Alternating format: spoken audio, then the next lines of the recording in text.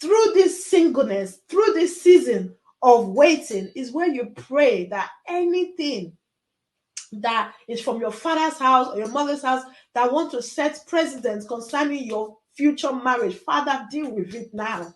Break those covenants, break those yokes, break from it. Good day, good day. Thank you so much for coming onto this platform, the Enumah. If you're new here, please make sure you subscribe. Press the subscribe button down below, and also you see a bell right next to it. Click on that bell so you're notified every time we upload a new video. God bless you. I'm so excited to have you here on this platform. On the Enumah, we talk about relationship, we talk about marriage, we talk about singlehood, and we talk about motherhood, fatherhood, parenthood, everything family life. Amen. And if you're a minister of God and you are connected on this platform, please make sure you subscribe as we discuss everything and what it means to be a minister, whether you're just a minister or a pastor's wife or a pastor in itself. There is something surely here for you. So make sure you subscribe down below. Comment on this video. I would like to hear from you. Send me a DM on Instagram. Also at the Dynamic Woman and also the Apostle John Enumah. Make sure you subscribe today. God bless you and hope you enjoy the video. Another thing to really understand when it comes to premarital counseling and the road and the journey to marriage is overcoming negative family issues. There are things that we've all encountered. We have our father's house, our mother's house, our background, growing up in a single home, growing up in a home where you've encountered so many attacks and spiritual things. Dealing with those things is not now to say because you come from a home that maybe is of single parents, or you come from a very diabolical background, doesn't necessarily mean that you cannot work together for a brighter future. It doesn't mean that you give up on what God is cultivating for your home. It doesn't mean that, oh my God, I don't think I can deal with all these spiritual battles. I don't think I can deal with all these things. It's a place of understanding, praying together and navigating how to fight away anything that will come as an attack into your home, anything that will cause a break in your marriage. You deal with it. And as a woman, through this singleness, through this season of waiting, is where you pray that anything that is from your father's house or your mother's house that want to set precedents concerning your future marriage, Father, deal with it now. Break those covenants, break those yokes, break from it whilst you still can. So when the man comes, there's less battles to fight. There's less struggle. You know that you really destroy any demonic attack concerning you. This is your season to pray ahead concerning your marriage. Don't wait till, when the man comes, then I'll start praying. No, use this season to start praying now. Pray in advance. Pray for beautiful in-laws. That was one of my prayer points when I was trusting God for marriage, and God truly, honored that call.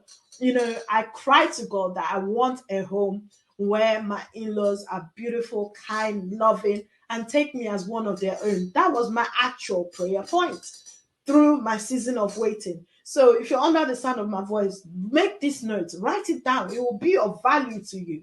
Pray that your future in-laws will be people that will accept you for who you are and love you the same way they love their son. They will take you the same way they take their son. So that way you have peace in your home. Don't wait till you get married and then you encounter difficult in-laws to start praying. Pray now in advance. Pray ahead of time.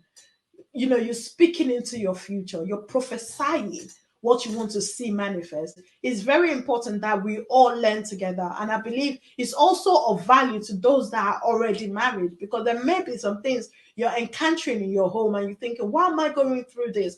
There are some fundamentals maybe you failed to deal with, but there's still opportunity now to start dealing with them. So it's important that you ask God to favor you in your husband's house. You ask God to give you peace in your husband's house. You're praying ahead of time. Again, we need to talk about finances. Finances. I shared this with some of the youth in our ministry over the weekend about dealing with your own finances. Many women, or men as well, they they misuse their youth, and they overspend, they lavish on things they don't need, they spoil their credit, and then they get into marriage and it becomes a struggle. Please understand this.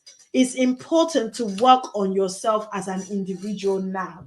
The future that you want, the home, beautiful home that you, especially if you're living in the Western world, where everything is based on credit, everything is about how you survive.